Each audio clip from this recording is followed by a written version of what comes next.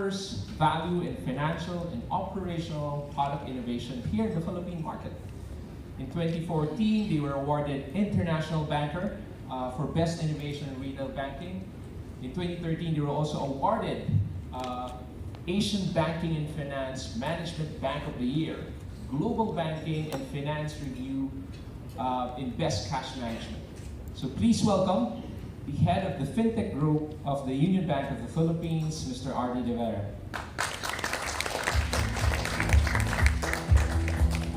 And of course, our last speaker is responsible for the overall management and development of sales, marketing, research, and consulting of IDC here in the Philippines. He has more than a decade of experience in regional and local research, in engaging with industry stakeholders here in the Philippines. So again, give a big round of applause to Mr. Jubert Alberto. So those are all of our distinguished speakers that will actually share with you our digital transformation study results with IDC. And to kick things off, I would like to call on the Managing Director of Microsoft Philippines, Mr. Hans Leopold. Thank you. Thank you, Christian. Good afternoon to everyone. So welcome to Okada and to this Microsoft event. So just to kickstart, as Christian has mentioned, digital transformation, I think it's not a buzzword now. For the past 3 years, I think in boardrooms, in C-level discussion, even government institutions are talking about digital transformation. But now it's an accepted viewpoint that every organization will be a digital one. So given that, we have to look at questions. We have to ask our organizations, what are the two key questions for us to understand better the progress of digital transformation? How is an organization being digitally transformed? And how is an organization business model being digitally transformed? So, simply putting it, and even to maybe phrase what our CEO has mentioned, digital transformation is about reimagining how organization can bring together people, data, processes to create value for their customers, and at the same time maintain competitive advantage in a digital-first world right now. And technology is at the center of that transformation. So in 2018, Microsoft with IDC put in this study unlocking the economic impact of digital transformation. This was with 1,560 respondents in 15 economies. 100 respondents came from Philippines. And this study aimed to understand the impact of digital transformation on 3 areas. Impact on gross domestic product, or GDP, impact on businesses, and impact on society. The study also aimed to understand the specific benefits and challenges at the same time, as well as the traits of how a digital transformation leader will be set apart among others.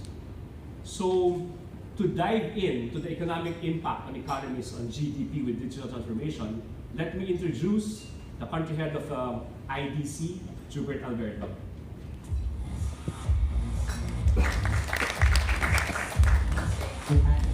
Is working? Okay, thank you very much, Hans. Thank you to the Microsoft team for this event as well. I have my former boss just to share with you over here, and she's from Microsoft as well. So thank you to Andrea, Hans, Christian, and all the Microsoft team, especially Ina and the events team. Okay, of course, for IDC perspective, you guys here, all of you have attended some of the events that we've done over the last 5 or so years. And like what Hans mentioned, we all have been bombarded with these key terms, digital transformation. And in IDC, we have started talking about digital transformation 2 to 3 years ago. And before that, 3 or 4 years before 2 to 3 years ago, or that makes about 7 years ago or 6 years ago, we started talking about the rise of what we call the third platform. All these are the 4 pillars of the third platform. Of course, we don't have to talk about the second platform anymore. But this is the third platform that we're talking about, the technologies of cloud, big data and analytics, social business, as well as mobility. And then we talked about the mashups of these things, the mashups of these technologies. Then you have are what we call innovation accelerators. So these are the core of the digital transformation initiatives that Hans has already talked about. These are IoT, robotics, 3D printing. You have AI and cognitive computing. Of course, you also have all AR, VR, and all these initiatives that we're talking about.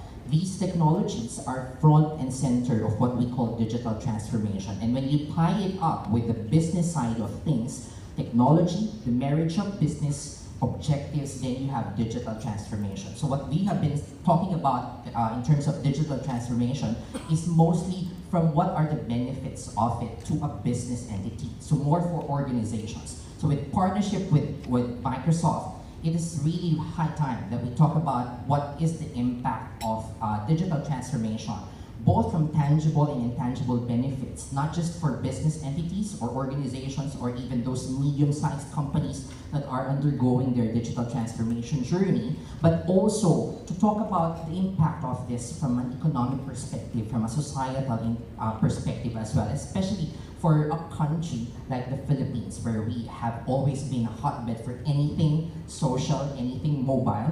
And then we talk about deeper on how digital transformation actually has an impact on what we do things. Of course, all these other innovations that we have seen over the past few years, those are really changing the way we do things, right? From a consumer perspective, from a home user perspective, all these have an impact on what we do. But my job here is to actually walk you through, I hope this works. Okay, my job here is actually to walk you through what Hans mentioned, is what really is going to be the impact of digital transformation to the economy. GDP-wise, we're saying that, I have here, of course, Southeast Asia, and then we'll go drill down on the Philippines later. But let me speak to you about Southeast Asia more as a comparison first. So we're talking about the big 6 economies of the ASEAN region. Here you have Indonesia, Malaysia, the Philippines, Singapore, Thailand, and Vietnam. What we're saying is that by 2021, the overall contribution of digital products and services, let me read this very clearly for you, created directly through the use of technologies by 2021 will actually be about 48% across these 6 economies. Right now, at 2016 or 2017, we're starting at 6%. The total contribution to GDP of these digital products or services. By 2019, we're forecasting it to be 25%, and this will accelerate to 48% by 2021. So for the Philippines, I'll talk to you about how we came about this number later, okay? For the Philippines, we are starting at 3% from last year, and this will actually grow by 18% in 2019, and will accelerate to about 40% by 2021. So how we came about, of course, you probably are asking, ASEAN, 6% to 48%, and then 3% to 40% for the Philippines. So how we came about the numbers is a long process, okay? That I can tell you definitely. But we've started with taking the GDP information from both IMF and World Bank.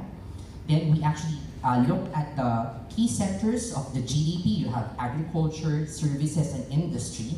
And then we do have our existing library of information, the researches that we've done, and we know that in the services category, specific verticals are actually faster when it comes to investing on digital transformation or adopting to new technologies. So of course, you guys know that banking, you have hospitality, retail, as well as healthcare. All these things have all been mixed up, or mixed actually, to come up with what we call as the projection for 2021.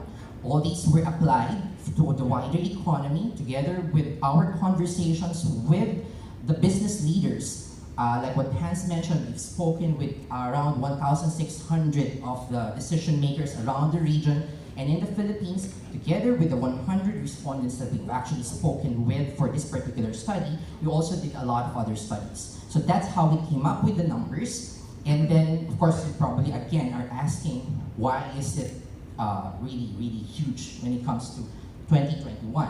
Let me give you an example. Of course, right now, what we have been seeing in IDC is that right now, we are still 3% in the Philippines and we are still 6% in ASEAN. That's because most of digital transformation projects right now are what we call productivity improvement initiatives only at this point. Very small will actually be taken into account as part of the total GDP. Give an example. So if I book an airline ticket, let's say Cebu Pacific or Philippine Airlines, and I'm a big fan of the piso sale. So let's say I was able to book a flight to Naga to see the recently moved Mayon volcano to Naga. Okay. So let's say I want to see Mayon volcano in Naga and I booked the 1,000 peso airfare to that city, right? Right now, only 2 to 3% of that 1,000 pesos are actually included in what we are actually calling contribution to GDP. The rest are actually spent on gas, on other things, on manufacture of other work services that are being rendered by the airline. But moving forward, as we actually see more of the airline industry embracing all these technologies, we are going to see direct impact of these technologies to their products and services. By 2021, we are expecting that, for example, robotics will definitely be used for their commissary to prepare all the airline food for the one we enjoy when we're actually in Cebu Pacific or Philippine Airlines flight. You also have AI that can be used to fly the airplane itself, more for flying control. You also would have drones helping the airplane to actually be more secure when it comes with wings on the air. You also have 3D printing, definitely, would help the airline industry to manufacture spare parts. So all these digital technologies, digital enablers, the technologies behind digital transformation are directly impacting the way we do things in terms of GDP. Okay? So you also have a lot of other examples. In the restaurants right now, you probably will see a tablet or a mobility solution being deployed by the restaurant, but that's just going to be for order taking, right? Moving forward, we may probably see no more restaurants anymore, right? That those restaurants or those that we actually consume in a restaurant can be delivered to your home using all these other technologies. And that's where we are saying that by 2021, those will actually have a larger impact the way we do things. Okay? So moving forward, this is how the growth rate in terms of growth rate impact to Southeast Asia and the Philippines. These are the figures coming from IMF and World Bank. And IMF and World Bank are actually saying that for Southeast Asia, there will be about 5.7 growth by 2021.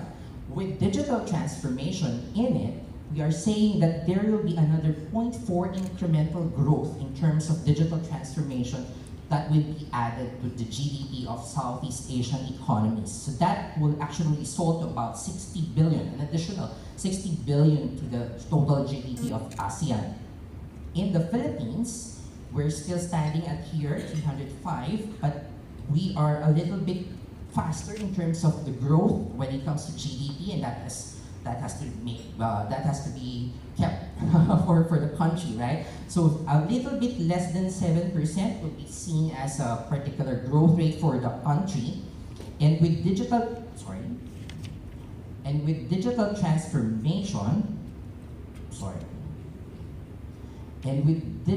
transformation, there will be another 0.4% that will be added to the growth rate of the Philippines, which actually corresponds to another $8 billion as part of our GDP. I would definitely be welcoming a lot of questions from you later. That's a whole lot of things to actually digest. But I'll be happy to take on some of your questions later. But at this point, let me hand you over to the Area President of Microsoft Asia Pacific, Ms. Andrea Dalamatega.